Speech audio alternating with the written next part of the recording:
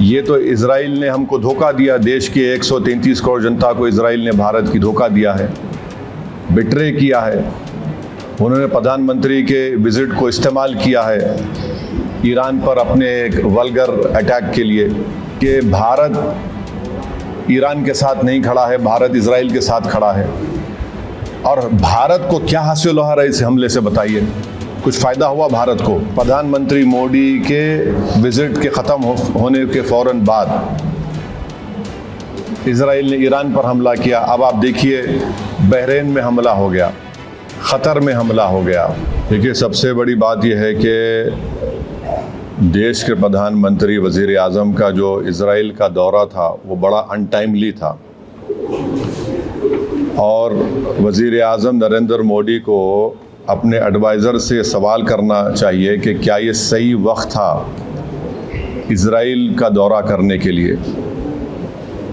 अगर वज़ीर आज़म का एयरक्राफ्ट मिड एयर में होता और इस तरह का हमला होता तो फिर इसका ज़िम्मेदार कौन होते?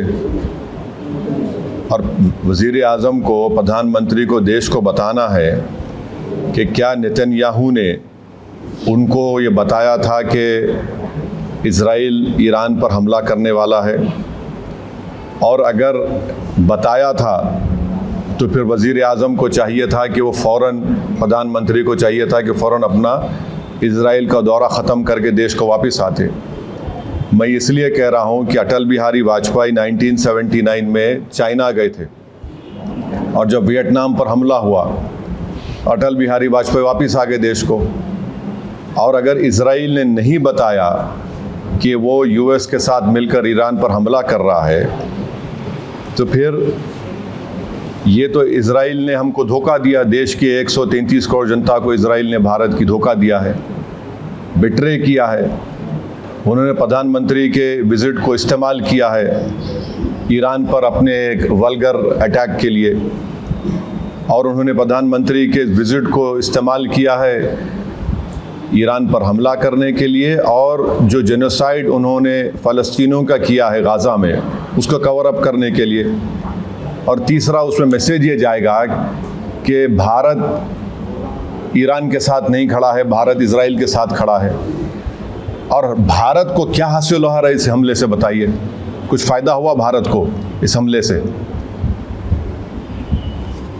छठी बात यह है कि 10 मिलियन भारत के नागरिक गल्फ़ कंट्रीज़ में रहते हैं, 10 मिलियन।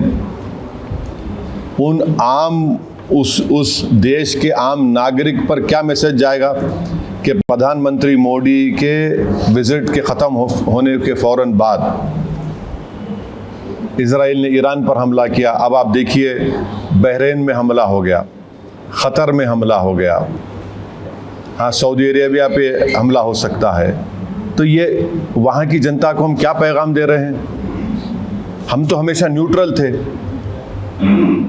देश के प्रधानमंत्री को और बीजेपी को समझना चाहिए कि हमारी 80 साल की जो लेगेसी थी कि हम न्यूट्रल थे इस मामले में, आज उसका क्या हो गया बताइए? और फिर बहुत गलत मैसेज गया है तमाम ये गल्फ़ कंट्रीज़ को, चाहे बहरीन हो, क़तर हो, इराक़ हो।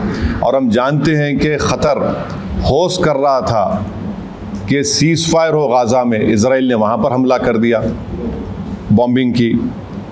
इसमें भारत का बेनिफिट क्या है बताइए? और प्रधानमंत्री के साथ जो आपकी बरादरी मीडिया के लोग गए थे कवर करने के लिए, वो भी फंसे हुए इजराइल में, अब उनका क्या होगा? तो ये जो,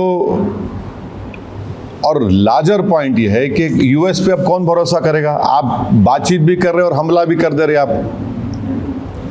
तो ये सवालात हैं जिससे देश के प्रधानमंत्री को, बरसर इख्तियार जमात को, बीजेपी को इसका जवाब देना पड़ेगा।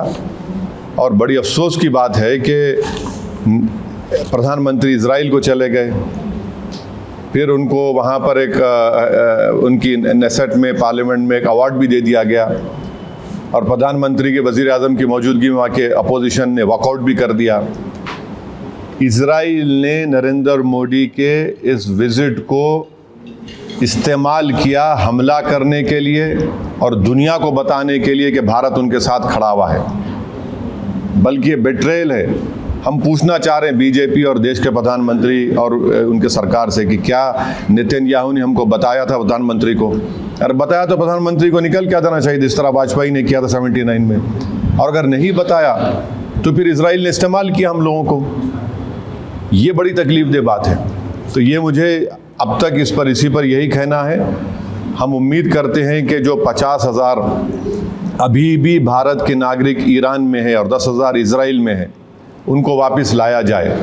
सिर्फ एडवाइज़र इशू कर दिया आप बताइए, प्रधानमंत्री गए हैं वहाँ, 10,000 अभी भारत के नागरिक इजराइल में है, 50,000 अभी ईरान में है, 10 मिलियन पूरे जीसीसी कंट्रीज़ में है। किसको नुकसान होगा बताइए इससे? ये हमारे 10 मिलियन भारत के नागरिक अपनी गाढ़े खून पसीने की कमाई भारत को भी जाते हैं फॉरेन एक्सचेंज के तौर पर।